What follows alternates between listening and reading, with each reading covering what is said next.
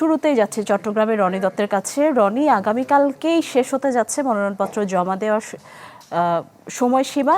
আজকের দিনে কতটি মনোনয়নপত্র জমা হয়েছে সবশেষ খবর জানাবেন।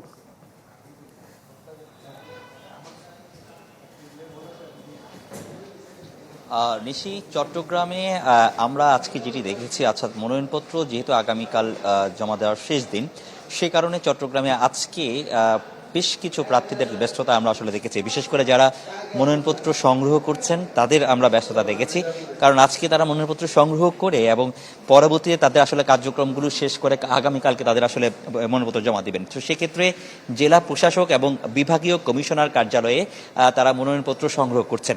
আবার এর মধ্যেও আমরা দেখেছি গণসংহতি সম বেশ কিছু নেতাকর্মীরা তারা কিন্তু মনোনয়নপত্র সংগ্রহ করেছেন। আর এর পাশাপাশি আমরা এও দেখেছি যে যেহেতু গতকাল আগামীকাল শেষ সময় এবং সেখানে ব্যস্ততা থাকবে মনোনয়নপত্র জমা দেওয়ার ক্ষেত্রে, সেক্ষেত্রে অনেকে আবার আজকের দিনেও মনোনয়নপত্র জমা দিয়েছেন। বিশেষ করে চট্টগ্রাম 5 আসনের বিএনপি মনোনীত প্রার্থী মীর হেলাল উদ্দিন, তিনি কিন্তু মনোনয়নপত্র সকালেই জমা দিয়েছেন।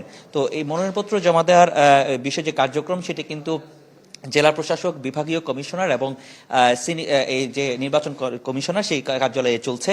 তো তাদের মধ্যে আসলে এই বিষয়গুলো সমন্বয় হচ্ছে এবং আগামীকাল যেহেতু শেষ সময়, সে কারণে কিন্তু যে প্রস্তুতি, সে প্রস্তুতি কিন্তু 3টি অফিসে রাখা হয়েছে। বিশেষ করে বিভাগীয় কমিশনার তারা কিন্তু বেশ কয়েকটি অফিস রেখেছেন যেখানে মনোনয়নপত্র জমা দিতে পারবেন। জেলা প্রশাসকও তারা তাদের এই কার্যক্রমগুলো রেখেছেন। সব মিলে মনোনয়নপত্র জমা দেওয়ার জন্য এবং গ্রহণের জন্য যে সার্বিক যে কার্যক্রম, সেটি কিন্তু সুষ্ঠুভাবে এখানে সম্পন্ন হচ্ছে। তো এই ছিল এখানকার সবশেষ অবস্থা। রনি, ধন্যবাদ আপনাকে। আমরা বগুড়ায় যাব, ফরহাদুজ্জামান শাহী আছেন আমাদের সাথে। শাহী, বগুড়ায় আজকে মনোনয়নপত্র জমা দেওয়ার সবশেষ কি খবর আছে জানাবেন।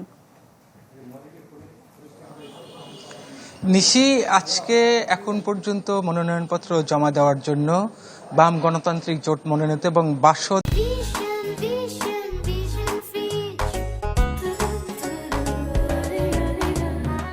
মনোনীত প্রার্থী দিলরুবা নুরি এখন জেলা প্রশাসকের কার্যালয়ে, জেলা রিটার্নিং কর্মকর্তার কার্যালয়ে এসেছেন, কিন্তু জেলা রিটার্নিং কর্মকর্তা এই মুহূর্তে অনুপস্থিত থাকায় এখন পর্যন্ত তার মনোনয়ন ফর্মটা জমা হয়নি।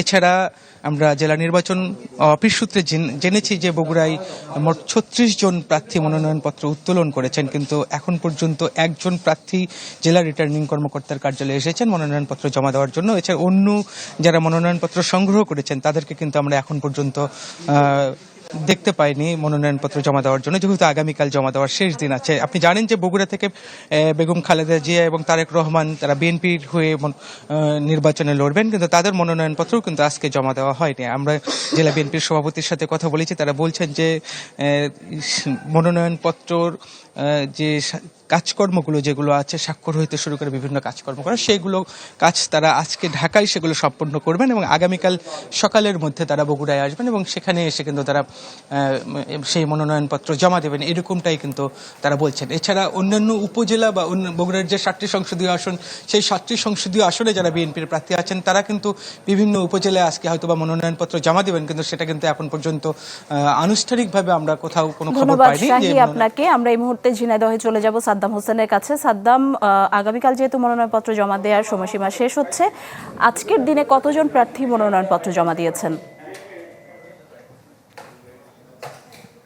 আপনি জানেন যে ত্রয়োদশ জাতীয় সংসদ নির্বাচনে যারা বিভিন্ন রাজনৈতিক দলের মনোনীত প্রার্থী হয়েছেন তারা কিন্তু ইতিমধ্যে আমরা দেখেছি ঝিনাইদহের যে 4টি সংসদীয় আসন রয়েছে তার মধ্যে ঝিনাইদহ 3 যে সংসদীয় আসন, সেখানে মনোনীত প্রার্থী বিএনপির তিনি কিন্তু মনোনয়ন জমা দিয়েছেন। এছাড়া আজকে সকাল ঠিক দুপুর 1টার দিকে ঝিনাইদহ 2 যে ঝিনাইদহ সদর এবং অনেক ধন্যবাদ সাদ্দাম হোসেন। দর্শক দেখছিলেন মনোনয়নপত্র জমা দেওয়ার খবর জানাচ্ছিলাম। দর্শক